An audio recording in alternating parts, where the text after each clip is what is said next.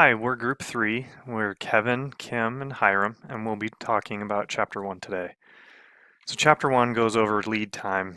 In the workflow of having a problem presented, a solution needs to be developed, and eventually that solution needs to be delivered to the customer. So, this entire process is called lead time. So, from the customer's point of view, they're presenting the problem and then we need to create a solution. Well, that's where DevOps can really help with this in this lead time, where lead time can be measured in months or hours or even minutes, depending on the processes of a company.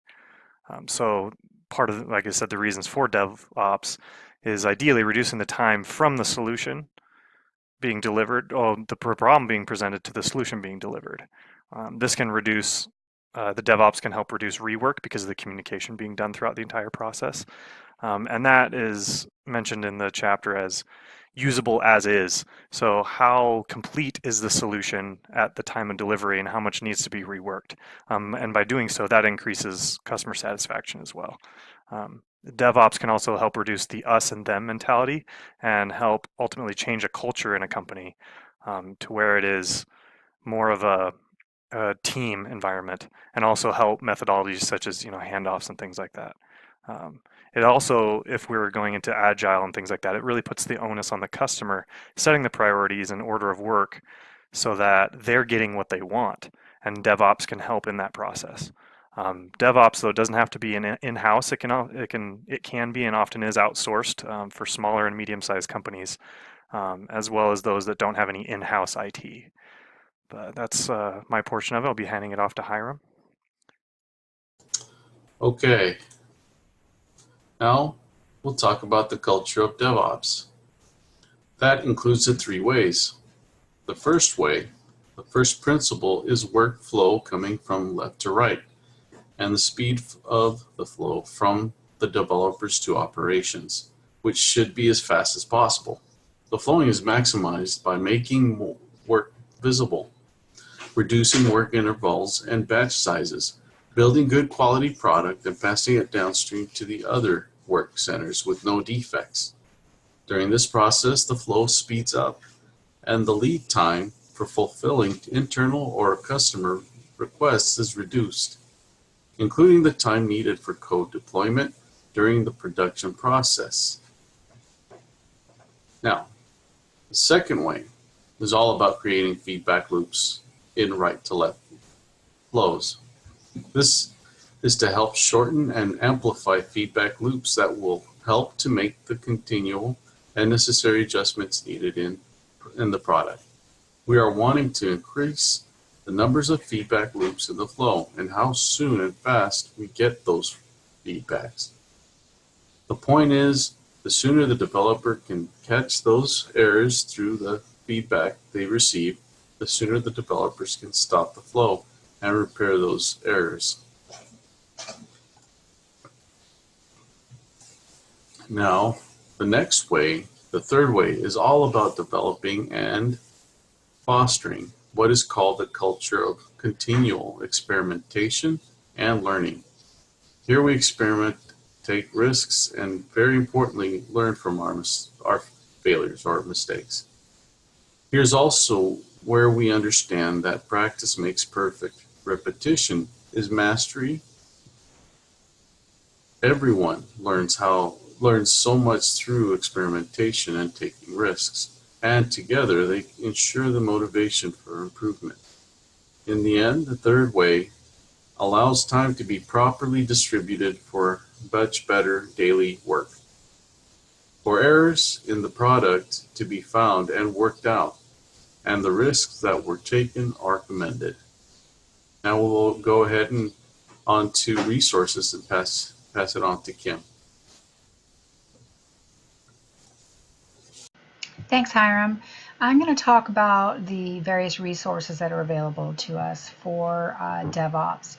You've got your online community resources like the Dev Forum, Stack Overflow. Who has not searched Stack Overflow for an answer to a question that you just couldn't figure out? I know I have.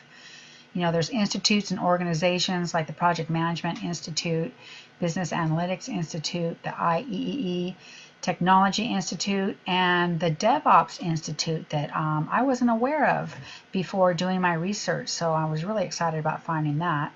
You know, there's all kinds of online tutorials and courses. Most of them are free. Some of them are subscription based. Some of them do have a cost, and some of them actually offer certifications and nano degrees. So this DevOps Institute is really cool because it has a little bit of everything to offer. It's got, you know, pre-recorded webinars and podcasts, white papers, ebooks, and other offerings. The other one is the Microsoft Virtual Academy, and well, it's from Microsoft, so that's got to tell you that it's probably pretty good quality. And their DevOps courses were particularly interesting to me for this class, although I have checked out the Microsoft Virtual Academy for other things. But the courses that I was interested in relating to the class are the DevOps Practices and Principles, Continuous Integration and Deployment, the DevOps Testing, and DevOps for Databases.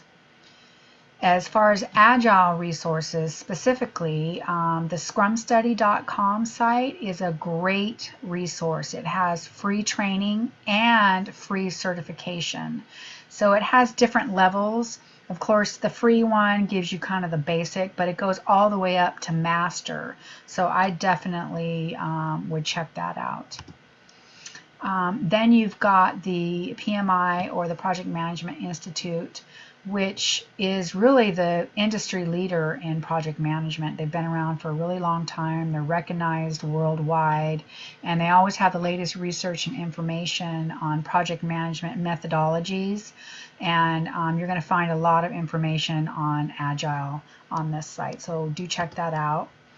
And then you've got, you know, your low cost, as I mentioned before, free, low cost, subscription based. Udemy is one of those that offers a really great listing of DevOps courses. So here are some additional course links that you might want to check out. Udacity in particular is a good one because most of theirs their courses are free. D-Zone's also a really good one, and the Guru 99. Do check that out. The edX and the Guru 99, I believe, they partner with universities, accredited universities. You know, there's MIT, Berkeley, Harvard, and the like there. So, you know, check that out. There are tons of resources. And that wraps up our presentation on Chapter 1, Agile, Continuous Delivery, and the 3 ways. Thanks for watching.